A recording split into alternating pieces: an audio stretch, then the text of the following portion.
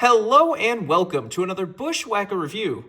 Today we are going to be taking a look at Denny Hamlin's Mavis Tire and Brakes Pocono win from 2023. So always take a look at the box. Once again, you just have the generic race winner box. NASCAR 75th anniversary, 2023 race winner, raced version, Lionel Racing, all that good stuff.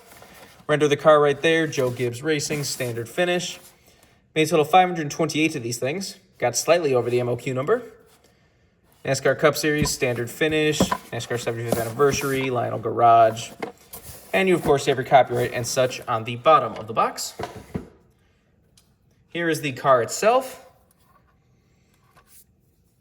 The very nice looking Mavis paint scheme that is kind of splitting people down the middle. Some people absolutely love this paint scheme like me. Other people hate it. I think the teal color mixed with the bright yellow just looks fantastic. I said I was disappointed when they didn't offer this last year, so then when he won, I definitely had to get it. This is the only way to get this paint scheme from last year is this win version. In 2024, they did offer the clean Mavis Tires car. It's still up as of now, so I think it met MOQ. He also won with it at Richmond. And this year, they've been running a bunch of different paint schemes for different brands.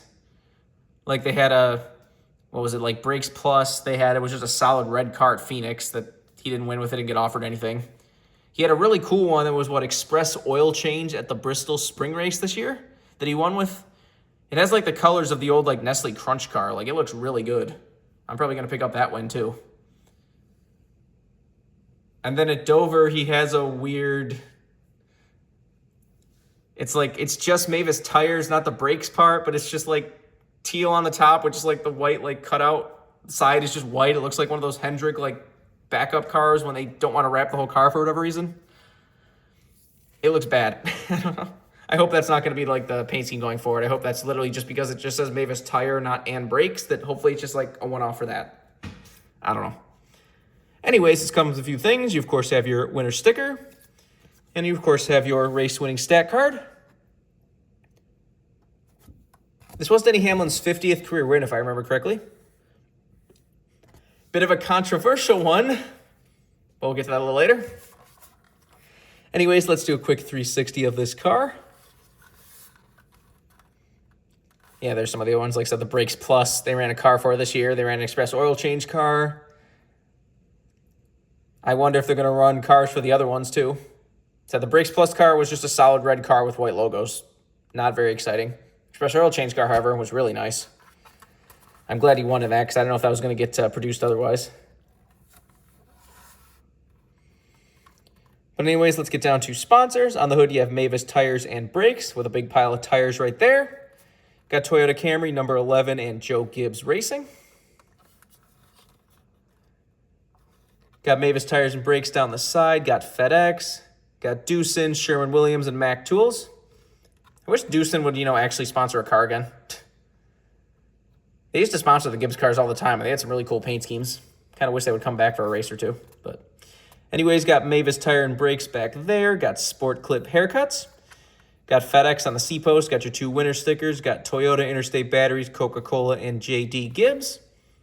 Denny Hamlin's signature on the name rail right there. NASCAR Cup Series, 75th anniversary, all that good stuff. On the back, you have Toyota Camry. Got TRD, number 11, Mavis.com. All those logos we were taking a look at earlier. Express Oil Change, Tire Engineers, Brake Plus, and Town Fair Tire. On the decklet, you have Mavis Tire and Brakes again, and Mavis Tire and Brakes again on the roof.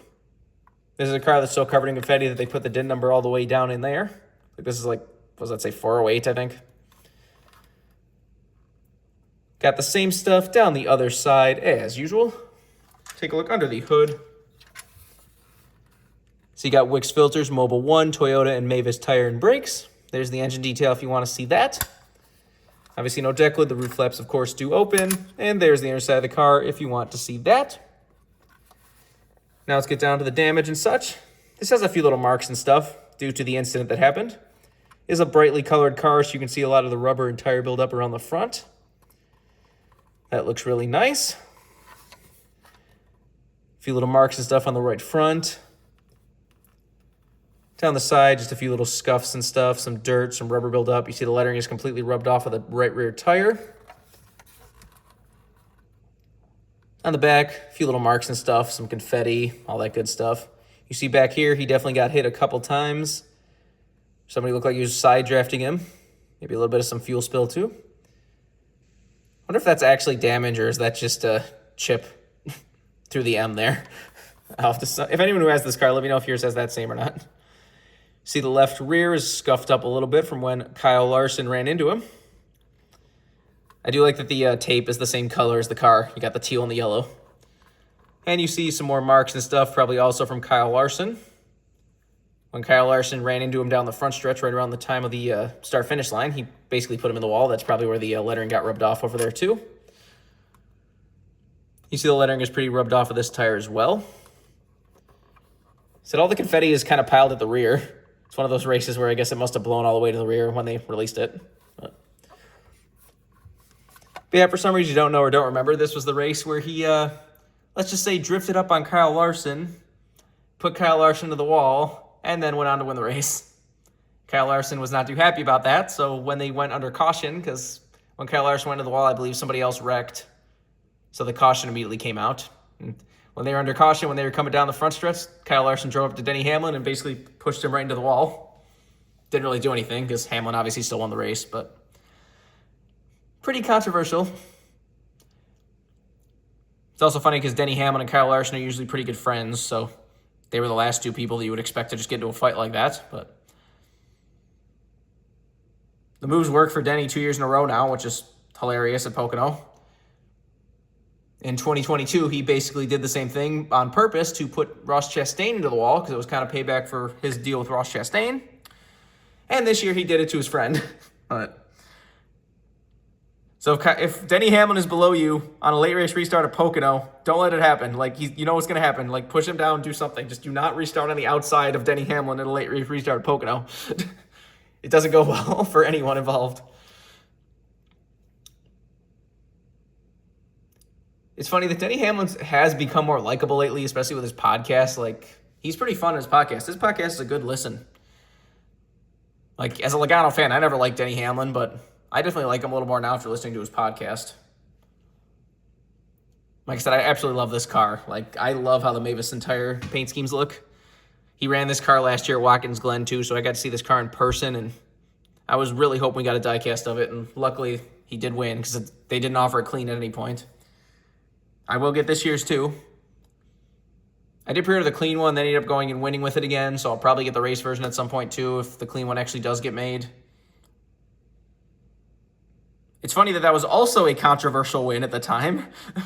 Not even at the time, that was like a month ago. But the second time he won in this car, he totally jumped the restart and then just constantly blamed everyone else for leading back. And that was the whole controversy for a whole week where nobody shut up about Denny Hamlin for a whole week. Even Denny Hamlin was getting annoyed. He's like, could somebody just reveal a paint scheme or something so they would shut up about me? Whatever. Anyways, if you want this card as a brand new release, you can get it right now. Being a milestone win and a unique paint scheme and all that, I do expect this car to get rare. Some of Denny Hamlin's wins get rare and some of them get worthless, but this one has so many qualities going for it that I would expect this car to get rare, so you might want to pick it up soon if you want it. Remember, for all of your diecast needs, you can go to circlebdiecast.com, and if you use the code BWhack, you can get $5 off shipping on any order over $30. So go check that out if you want anything. But that's pretty much all there is to say. This has been a review of Denny Hamlin's Mavis Tire and Brakes Pocono win from 2023. Hope you enjoyed, and thanks for watching.